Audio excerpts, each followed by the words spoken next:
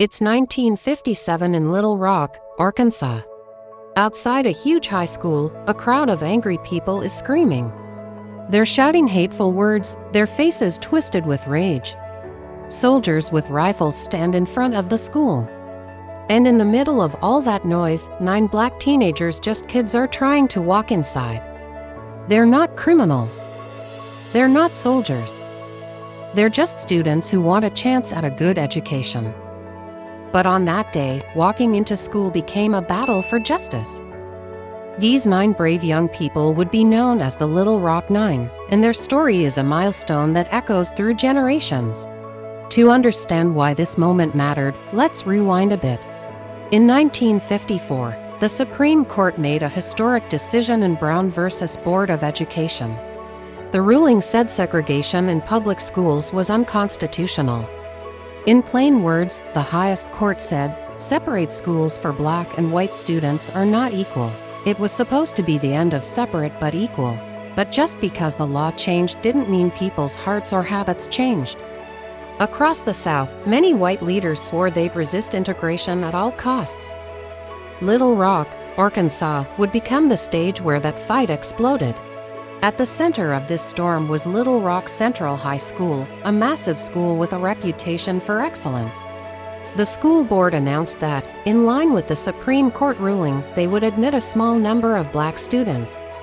That's how 9 African American teenagers, Ernest Green, Elizabeth Eckford, Melba Pattillo, Minnijean Brown, Terrence Roberts, Jefferson Thomas, Carlotta Walls, Thelma Mothershed, and Gloria Ray became history makers. They weren't activists with speeches or adults with power. They were just kids who wanted the right to learn in the same classrooms as everyone else. But once their names were chosen, their lives would never be the same. Now here's where suspense kicks in. On September 4, 1957, the first attempt was made for them to enter the school.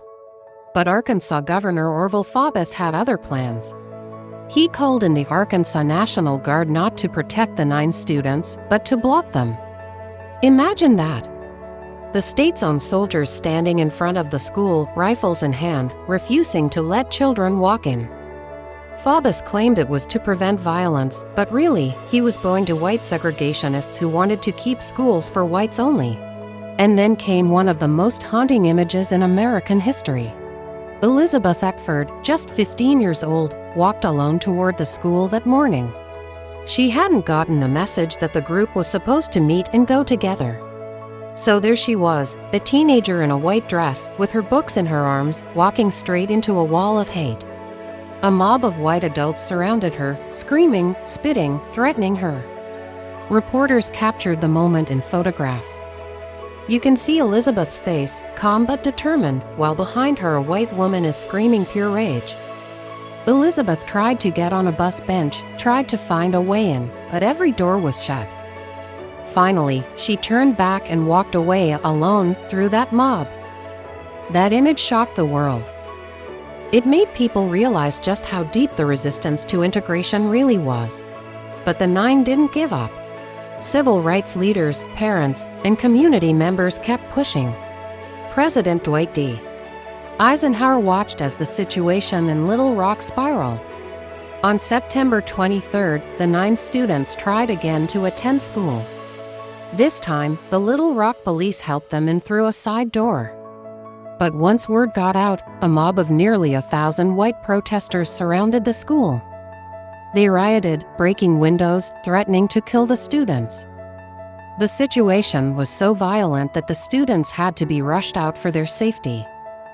Little Rock was on the front page of newspapers across the globe. The United States, the so-called land of freedom, was being embarrassed on the world stage. Before I continue, if you haven't subscribed yet, kindly click the button and turn on the bell to get updates of our latest stories. Eisenhower had had enough. He realized that if a state governor could use troops to defy federal law, the entire authority of the Supreme Court meant nothing. So he made a bold move.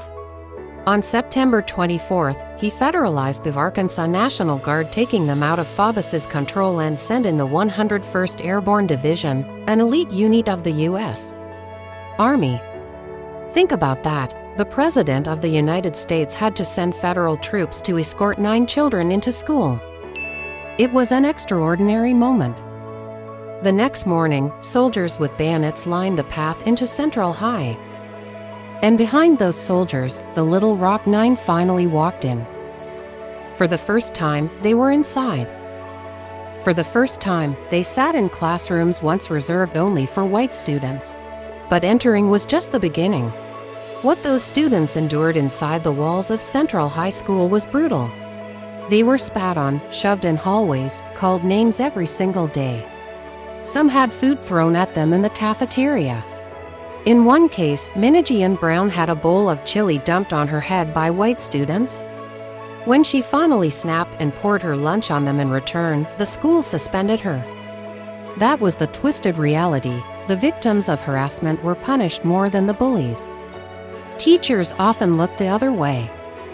For the 9, every day was survival. Yet they endured. They held their heads high, knowing the world was watching. They became symbols of courage. Ernest Green, the only senior in the group, made history in May 1958 when he walked across the stage to graduate. Sitting in the audience was Dr. Martin Luther King Jr., who had come to support him. Ernest later said that despite all the torment, hearing his name called at graduation was worth it. It was proof that they had broken through the barrier. But the struggle didn't end there. In fact, after that first year, Governor Faubus pulled another drastic move. Instead of allowing integration to continue, he shut down all of Little Rock's public high schools for the entire 1958-59 school year. Imagine that, an entire city with no public high schools just so black and white students wouldn't learn together. They called it the lost year. White students with money went to private schools. Black students were left scrambling for education. It showed just how far segregationists would go to resist change. Still, the tide of history was turning. The bravery of the Little Rock Nine had proven that integration, though painful, was possible. They had stood face to face with mobs, soldiers, and politicians who wanted them out, and they didn't back down. Their courage inspired other students in other cities. It gave strength to the civil rights movement as it pushed forward into the 1960s. The images from Little Rock became part of America's conscience. The world had seen the truth, and there was no going back. Now let's take a breath and reflect. Think about being 14, 15, 16 years old. Think about waking up every morning knowing that the walk to school could mean being spat on, screamed at, or worse. Most adults would have cracked under that pressure. But these 9 teenagers held the line. Why? Because they believed in something bigger than themselves. They believed that education was a right worth fighting for. They believed that one day, kids like them wouldn't have to go through what they did. And because they stood firm, they opened doors for generations to come. The story of the Little Rock Nine isn't just history, it's a lesson.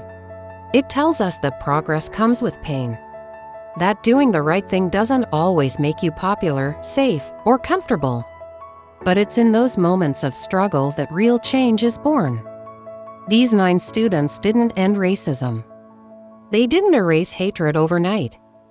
But they showed America that young people can lead, that courage can be contagious, and that standing up even when you're outnumbered is the first step toward justice. So here's the moral takeaway: never underestimate the power of ordinary people to do extraordinary things. The Little Rock Nine were just students, but they stood against an entire system and they won. Their story reminds us that when laws are unjust, they must be challenged.